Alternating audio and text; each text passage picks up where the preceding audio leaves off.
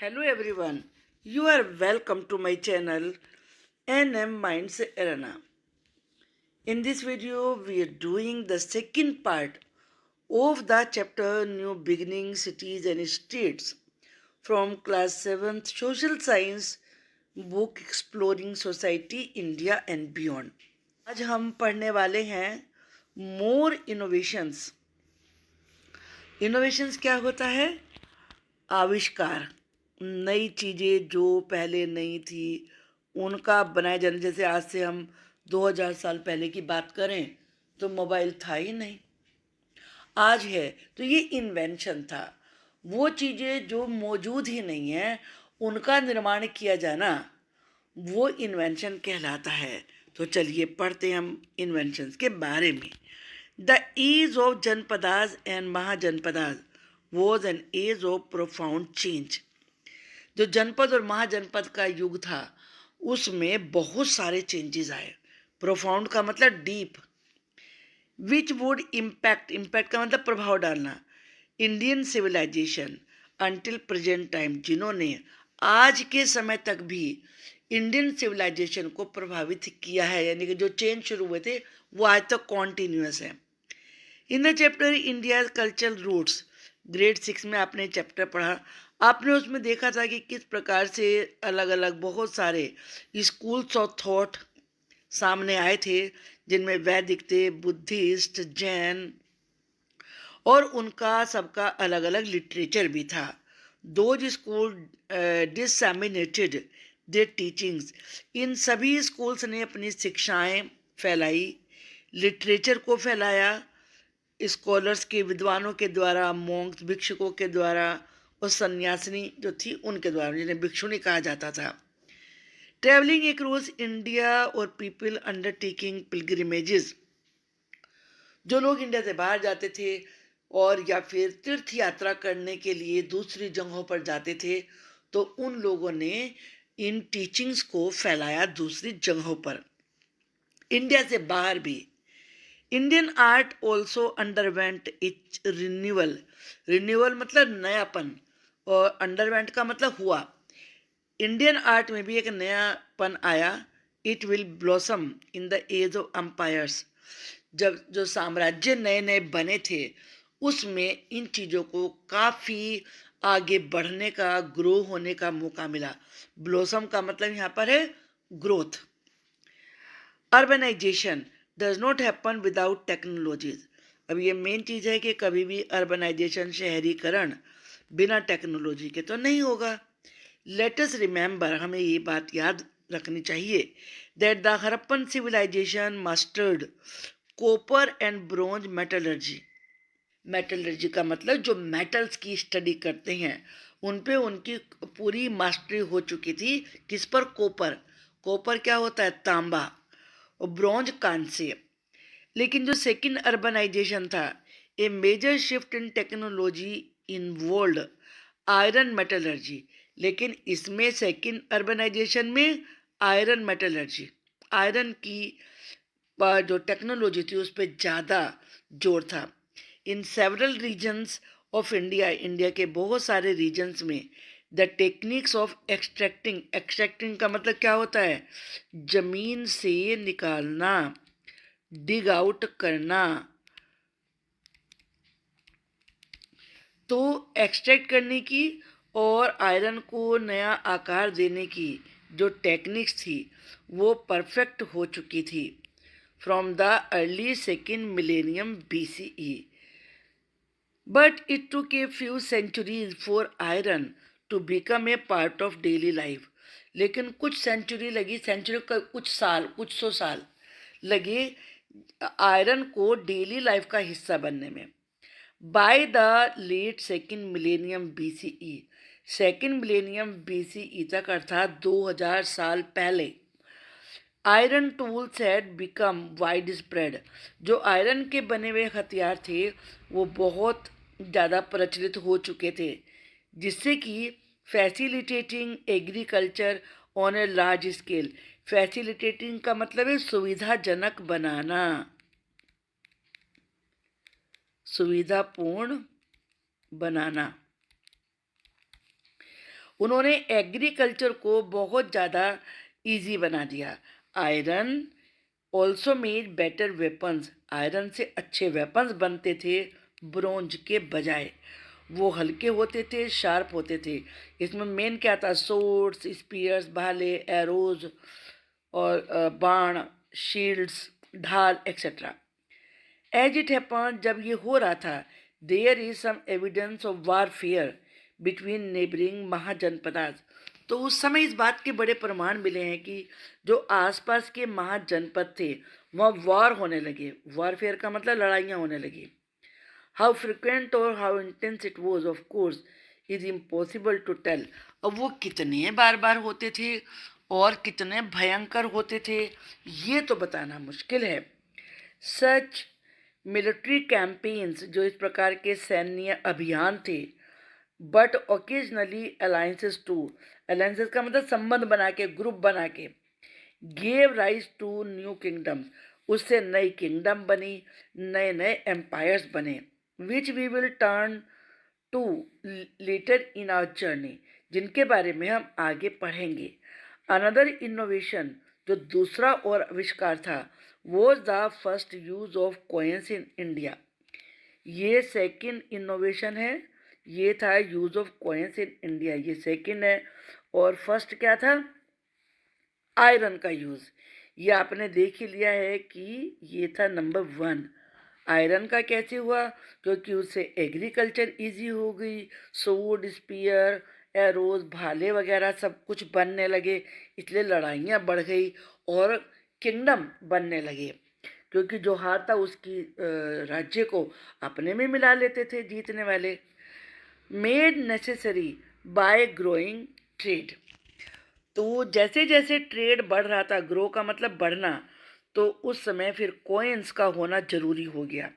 Very soon coins were exchange across different regions, सभी region में coin से अदला बदली होने लगी। अभी आप भी तो यही करते हैं, कुछ खरीदने के लिए जाते हैं तो मनी देते हैं ना, उस समय नोट वाले पैसे नहीं थे, उस समय कॉइन्स वाले ही होते थे। And even with other parts of the world, world के कुछ दूसरे हिस्सों में भी ये सिस्टम शुरू हुआ। The first Indian coins were made of, जो सबसे पहले इंडिया के कॉइन्स थे वो बने हुए थे सिल्वर के, ये बात याद रखिए। फर्स्ट कॉइन्स किसके बने थे, चांदी के बने हुए थे। ए soft metal into which symbols could be punched, ये बड़ा बहुत ही ज़्यादा सॉफ्ट होता था।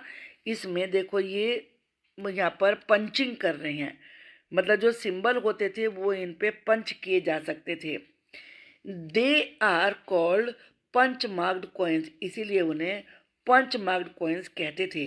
Letter coins of copper, gold and other metals were also made, लेकिन बाद में तांबे के, सोने के और दूसरे मेटल्स के भी सिक्के बनने लगे। जनरली ए महाजनपद इशूड इट्स ओन कॉइन्स, ज़्यादातर जो महाजनपद होते थे वो अपने खुद के कॉइन्स जारी करते थे। But coins from neighbouring regions were used as well as exchange in trade, लेकिन जो आसपास वाले रीजन होते थे उनके भी कॉइन्स को ट्रेड के लिए यूज़ किया जाता था। Fill up the following table with a yes और no or cross mark in each square, which provides an interesting comparison between these two phases of Indian civilization. Table में हमें बताना है फर्स्ट अर्बनाइजेशन और second urbanisation के बारे में। तो जो गंगा प्लेन्स है, Ganga plains first urbanisation Ganga plains में नहीं हुआ था, ये इंडस रिवर के आसपास हुआ था। जो सेकंड अर्बनाइजेशन था वो गंगा प्लेन्स में हुआ था, तो इसलिए यहाँ टिक करना है आपको। जो मोनेस्ट्रीज थी ये जैनिज्म और बुद्धिज्म की थी, तो ये दोनों रिलीजन्स सेकंड अर्बनाइजेशन में ही ग्रो हुए थे, तो ये फर्स्ट अर्बनाइजेशन में नहीं थी। लिटरेचर, फर्स्ट अर्बनाइजेशन में भी ऐसा जिक्र मिलता है कि था, लेकिन वो से पढ़ा नहीं जा सका, डेसिफर नहीं किया जा सका है। लेकिन सेकेंड अर्बनाइजेशन में तो वेद और इतना लिटरेचर उपनिषद ये आप देख सकते हैं। ट्रेड ट्रेड फर्स्ट अर्बनाइजेशन में इंडस वैली सिविलाइजेशन के समय में भी था और सेकेंड अर्बनाइजेशन में तो था ही। वारफेयर फर्स्ट अर्बनाइजेशन में ऐसा कुछ भी रेफरेंस नहीं मिलता है कि वो लोग युद्ध करते थे, शांति से रहते थे। लेकिन सेकेंड अर्बनाइजेशन में तो आयरन से बहुत सारे वेपन्स, सोर्ड्स, स्पीयर्स, एरोज और शील्ड्स ये सब बनने लगे, जैसा अभी आपने पढ़ा है। कॉपर और ब्रॉन्ज ये फर्स्ट अर्बनाइजेशन में भी इसकी जानकारी थी, और जो यहाँ जानकारी जो सेकेंड अर्बनाइजेशन में तो रहेगी ही। और आयरन फर्स्ट अर्बनाइजेशन में नहीं था, ये सेकेंड अर्बनाइजेशन में ही इसका ज़्यादा डेली यूज़ शुरू हुआ। हम आगे पढ़ते हैं। ये है वर्ण jati system. We so earlier हमने पहले देखा how human societies grew more complex with the rise of civilisation. कि सिविलाइजेशन के यहाँ राइज का मतलब है आगे बढ़ने से, ग्रोथ से कैसे और जटिल होती चली गई।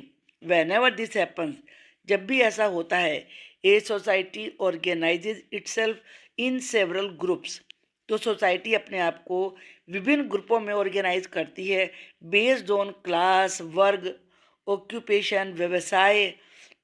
मतलब क्या काम करते थे, व्यवसाय उसे कहते हैं। कोई आयरन का वर्क कर रहा है, कोई एग्रीकल्चर का, तो इस तरह के ऑक्यूपेशन। और सम अदर क्राइटेरिया या कुछ और क्राइटेरिया भी होता था।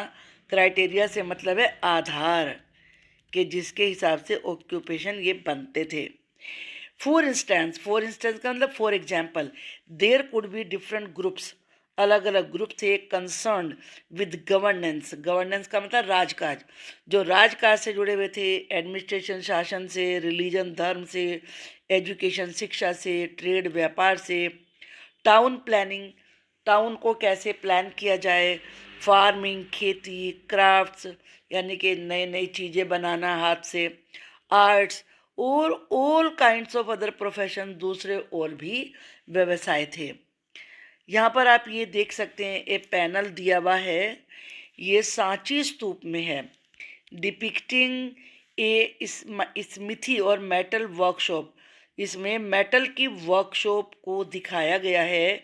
Where different workers bring firewood, जहाँ की अलग अलग वर्कर्स ईंधन लेके आते हैं, वाटर लाते हैं, स्टोक द फायर, और आग जलाने के लिए उसमें ईंधन को डालते हैं। जैसे कि ये डाल रहा है, आप देख रहे हैं, ये फायर है, ये देखिए फायर में तपा रहा है ये, और ये किस प्रकार से सामान लेके आ रहे हैं। बीट द आयरन, और आयरन को बीट करते हैं, ये आयरन को बीट कर रहा है। यहाँ पर है a few punch marked coins. यहाँ पर आपको कुछ कॉइन्स दिखेंगे जिन पे कि पंच करके ये देखिए ये अपने चिन्ह बनाए हुए हैं। इन्हें पंच मार्क्ड कॉइन्स कहते थे, क्योंकि जितने भी महानगर थे वो अपने अपने कॉइन निकालते थे from various ancient cities of north India. ये नॉर्थ इंडिया के शहरों से, प्राचीन जो शहर थे उनकी खुदाई में वहाँ से निकले हैं। इन एन आइडियल सोसाइटी, एक आइडियल सोसाइटी में all those groups would complement each other, जितने भी ग्रुप थे वो एक दूसरे को पूरा करते थे। मतलब आप में जो कमी है वो दूसरा सप्लाई करेगा। And work in harmony, harmony का मतलब होता है मिलजुल कर, और मिलजुल कर काम करते थे। मतलब एक दूसरे की हेल्प भी करते थे, और जो कमी एक में उसको दूसरे भरपाई करते थे। But most of the time, लेकिन ज़्यादातर time, these divisions also lead to inequalities. लेकिन बाद में ज़्यादातर टाइम इससे बड़ी असमानताएं हुई। Some groups acquire more wealth, कुछ ग्रुप ने ज़्यादा पैसा कमा लिया।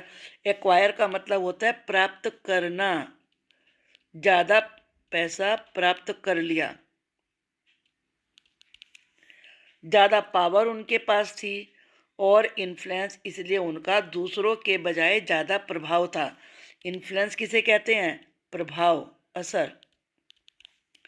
इन अदर वर्ड, दूसरे शब्दों में कहें, while equality is an ideal, कि समानता होना एक आदर्श है, that human societies have often aspire to, जिसे कि सभी ह्यूमन सोसाइटी पाना चाहती हैं कि हाँ सब बराबर हों, very few if any have ever achieved it, लेकिन बहुत ही कम यानी कि लगभग कोई भी इसे अचीव नहीं कर पाया कि वहाँ पे सब बराबर हों।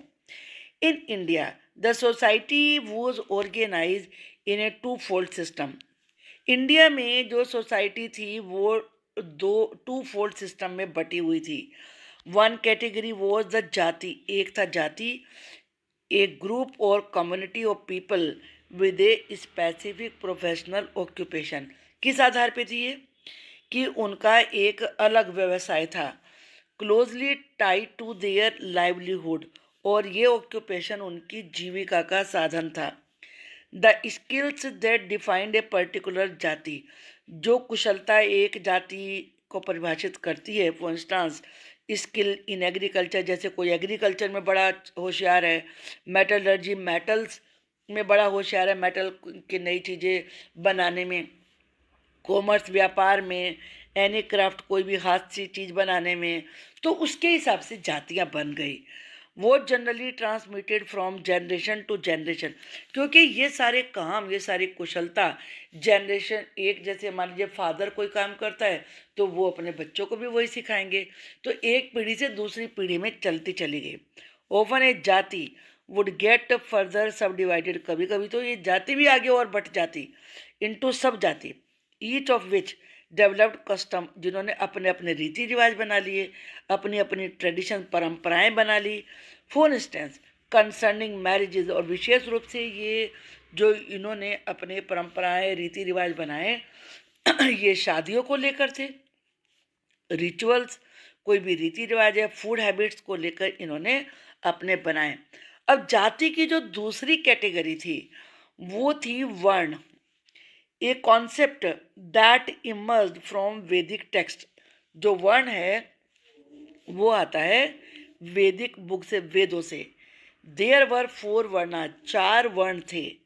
Brahmins were engage in preserving and spreading knowledge, ब्राह्मणों का काम क्या था? ज्ञान फैलाना, ज्ञान देना। And in the performance of rituals, और वो बहुत सारे रीति रिवाज करवाते थे। Kshatriya were expected to defend the society, उनका काम क्या था? सोसाइटी को, लैंड को की रक्षा करना। And to engage in warfare if necessary, और कभी अगर लड़ाई हो तो लड़ाई भी करना। Vaishyas were suppose to increase the society's wealth, और जो वैश्य थे उनका काम क्या था? राज्य की संपत्ति को, वेल्थ को बढ़ाना। कैसे? थ्रू ऑक्यूपेशन ऑफ ट्रेड, व्यापार करके, बिजनेस से, एग्रीकल्चर से। और फोर्थ थी शूद्राज, ये आर्टिजन्स थे, मतलब जो हाथों से चीज़ें बनाते थे। क्राफ्ट पीपल थे, वर्कर्स थे, और ये सर्वेंट की क्लास थी। You may have heard the word, English word caste, it come from a Portuguese word, ये पोर्चुगीज वर्ड से है जिसका मतलब है कास्टा।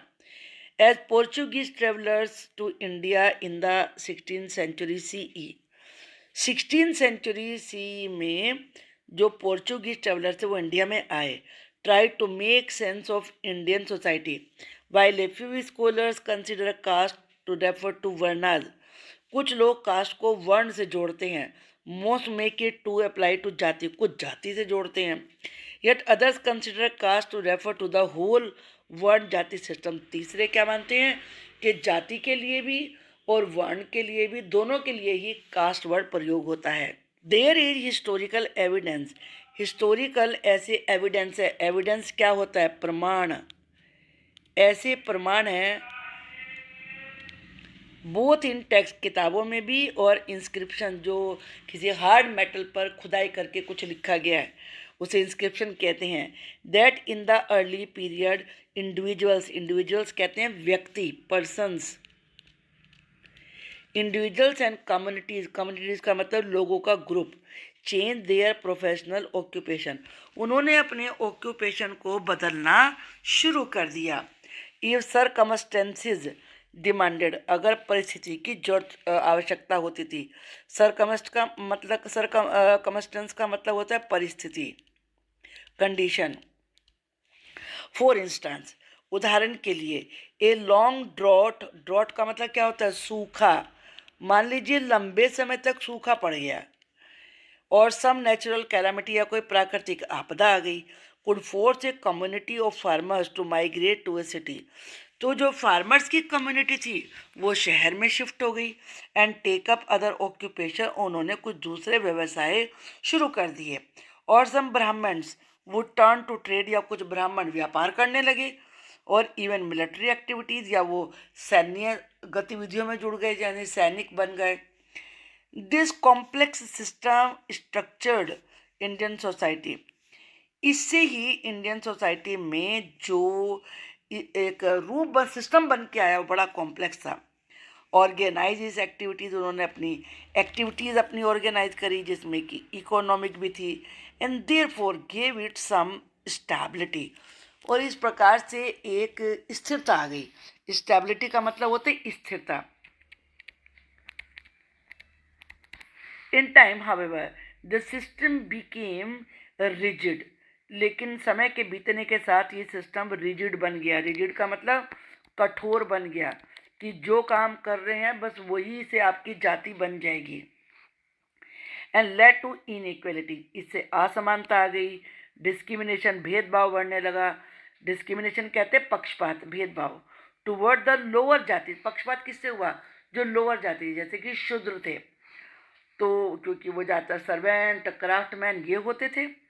और सम कम्युनिटीज एक्सक्लूडेड फ्रॉम द वर्ण जाति सिस्टम, कुछ कम्युनिटी तो इस वर्ण जाति के सिस्टम से ही बाहर हो गई। This process will be studied in a higher grade, जिसे आप आगे बड़ी क्लास में पढ़ेंगे। Varna jati system has had a deep impact, impact क्या होता है? इम्पैक्ट कहते हैं प्रभाव, असर, ऑन इंडियन सोसाइटी। इस वर्ण जाति का इंडियन सोसाइटी में बहुत प्रभाव हुआ, and generations of scholars have studied it's countless aspect, और जो विद्वानों की पीढ़ियाँ दर पीढ़ियाँ थी उन्होंने इसके प्रभाव को अच्छे से स्टडी किया। There is a broad agreement, सभी लोग इस बात पर सहमत है। एग्रीमेंट का मतलब सहमति।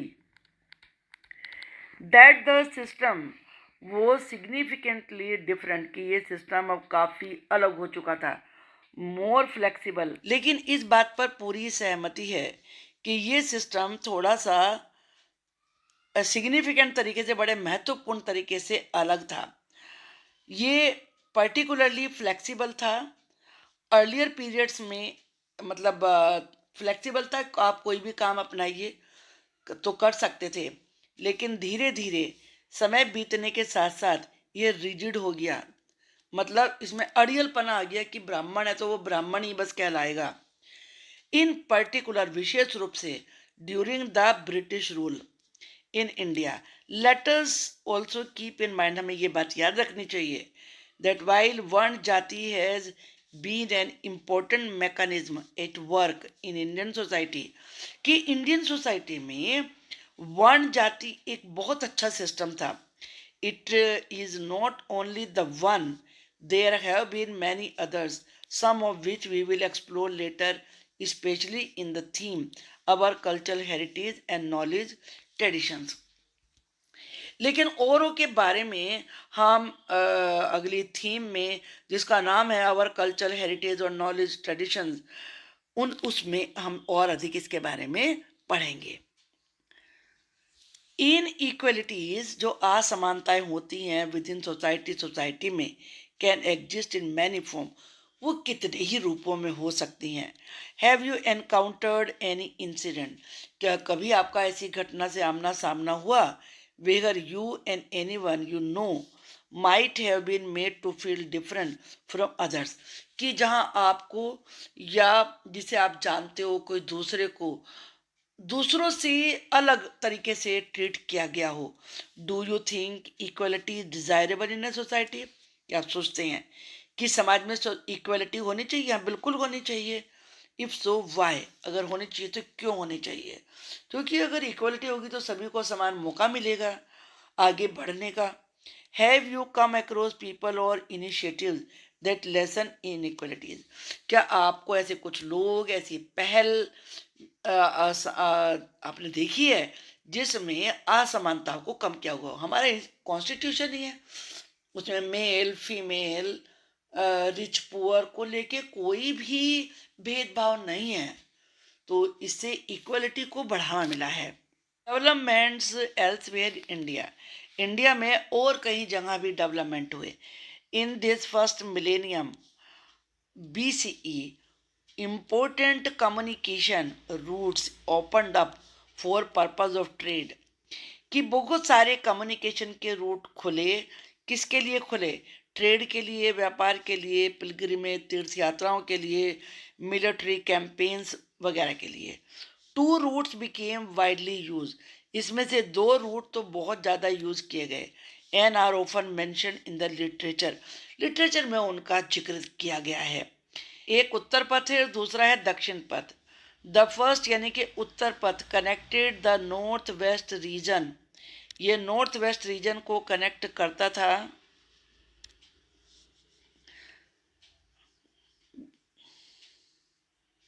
एक है उत्तर पथ और दूसरा दक्षिण पथ। The first connected the north, यानी कि उत्तर पथ नॉर्थ वेस्ट रीजन को गंगा प्लेन से कनेक्ट करता था।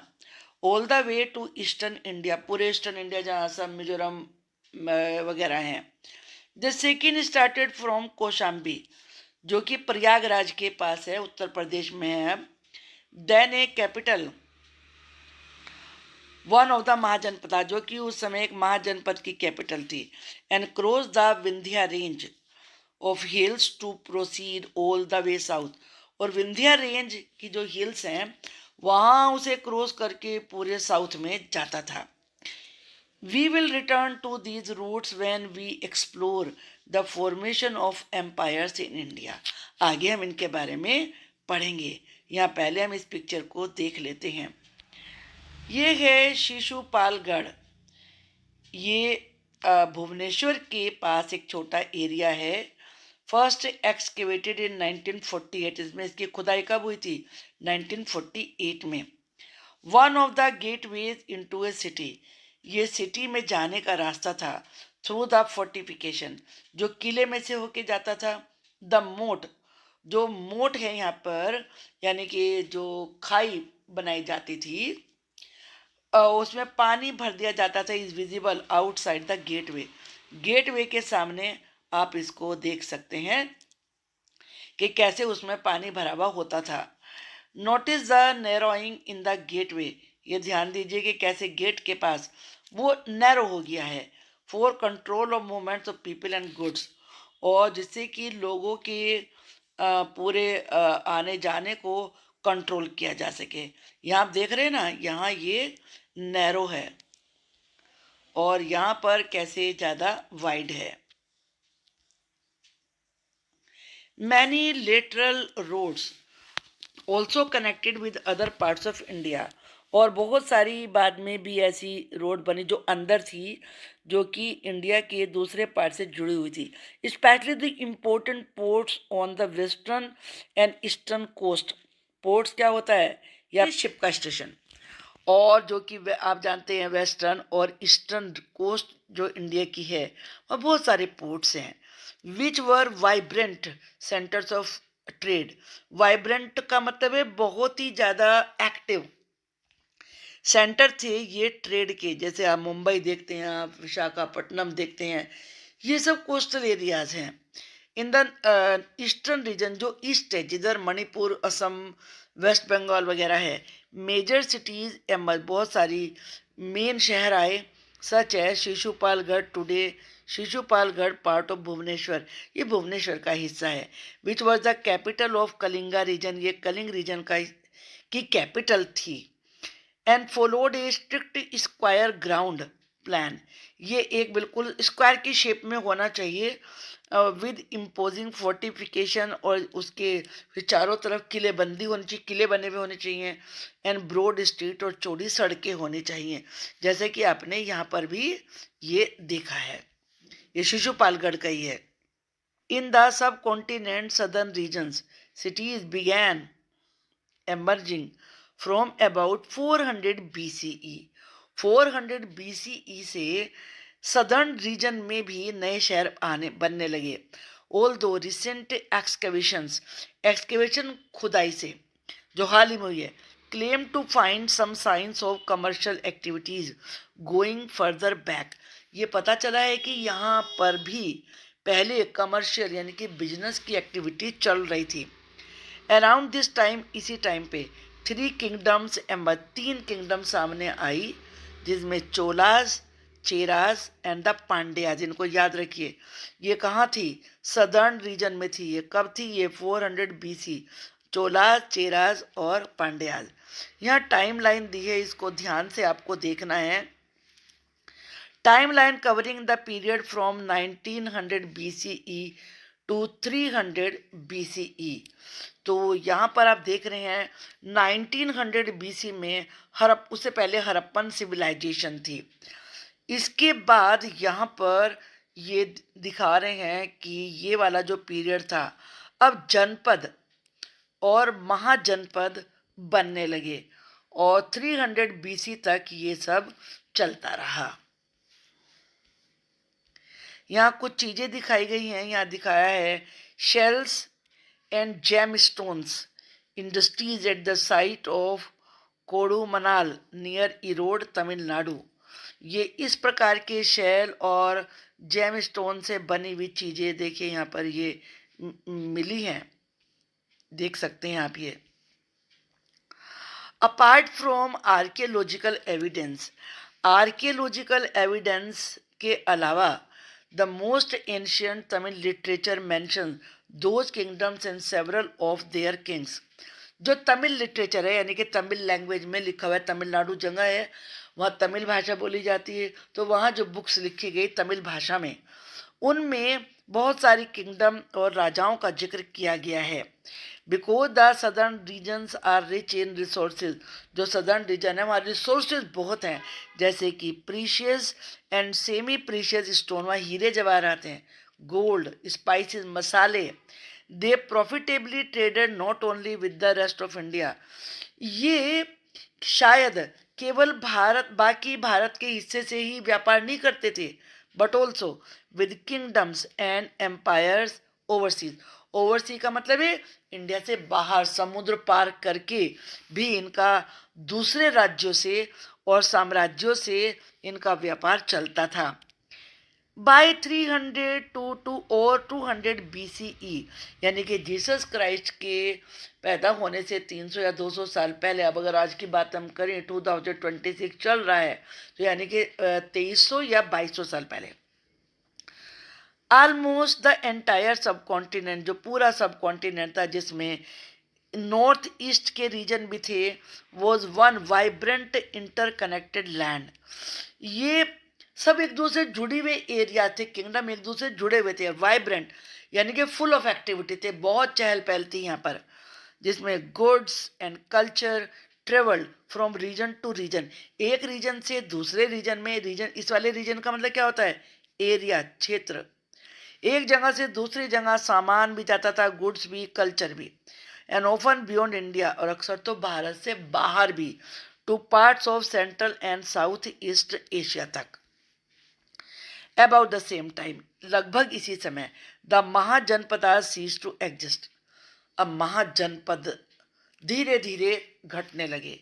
Living the place to fresh developments, और नए विकास सामने आने लगे. That were going to reshape India, जो कि इंडिया को नया आकार देने वाले थे. बिफोर वी मूव ऑन, आगे बढ़ने से पहले हम ये देख लेते हैं हमने इस चैप्टर में क्या पढ़ा. From the end of the second millennium BCE, second millennium यानी कि 2000 जो बिफोर क्राइस्ट का एरा था, उसके ख़त्म होने से पहले, janapadas rose in parts of north and central India. Central India में और नॉर्थ में जनपद बनने लगे. दे वर स्मॉलर स्टेट्स, ये छोटे राज्य थे. विद राजा, इसमें राजा होता था इनका हेड. टेकिंग काउंसिल, काउंसिल का मतलब, इस वाले काउंसिल का मतलब होता है सलाह, और वो उनकी असेंबली थी, सभा थी, एल्डर्स की, जिसमें बड़े बुजुर्ग लोग होते थे, उनसे सलाह लेते थे। The 16 mahajanapadas were the first organised states of the first millennium BCE। First millennium BCE के आते आते, यानी कि लगभग आज से 3000 साल पहले 16 महाजनपद थे। They witness the second urbanisation of India, और इन्होंने ही सेकेंड अर्बनाइजेशन को देखा। फर्स्ट अर्बनाइजेशन कब हुआ था? जब इंडस वैली सिविलाइजेशन थी। विच स्प्रेड इन ऑल डायरेक्शन, जो सभी दिशाओं में फैल गया। फ्रॉम द गंगा रीजन, याद रखिए जो सेकेंड अर्बनाइजेशन था वो गंगा रीजन में फैला था, और जो फर्स्ट अर्बनाइजेशन था वो इंडस वैली सिविलाइजेशन में था। इंडस रिवर यानी कि सिंधु नदी, और ये all the way to south India, south India तक फैल गया। By 300 BCE or so the mahajanapada cease to exist, और 300 BC तक आते आते, यानी कि आज से 2300 साल पहले से ये महाजनपद अब इनका ख़त्म होना शुरू हो गया। इन द सेम पीरियड, इसी पीरियड में a vast network of roads connected north and south, अब बहुत सारी सड़कें बन गई जिससे कि नॉर्थ और साउथ आपस में अच्छे से कनेक्ट हो गए। ईस्ट एंड वेस्ट, ईस्ट और वेस्ट भी कनेक्ट हो गए। एंड इवेंचुअली, और आखिर में all regions of the subcontinent, जो इस सब कॉन्टिनेंट के जितने रीजन थे वो आपस में कनेक्टेड हो गए। पीपल, लोग, गुड्स, सामान, आइडियाज, विचार, टीचिंग, शिक्षाएं travelled along all those roads, उन सड़कों से एक जगह से दूसरी जगह जाने लगी। यानी कि लोग गए तो वो अपने साथ विचार लेके जाते थे, अपनी कल्चर लेके जाते थे, सामान जाता था, आइडियाज़ क्या वो सोच रहे हैं वो सोच आगे फैलती थी, और टीचिंग्स भी, जो इस समय पर जो बहुत सारे बुद्धिस्ट हुए हैं, भगवान बुद्ध हुए हैं, महावीर स्वामी हुए हैं, उनकी शिक्षाएं भी दूर दूर तक फैली। That's all for this video.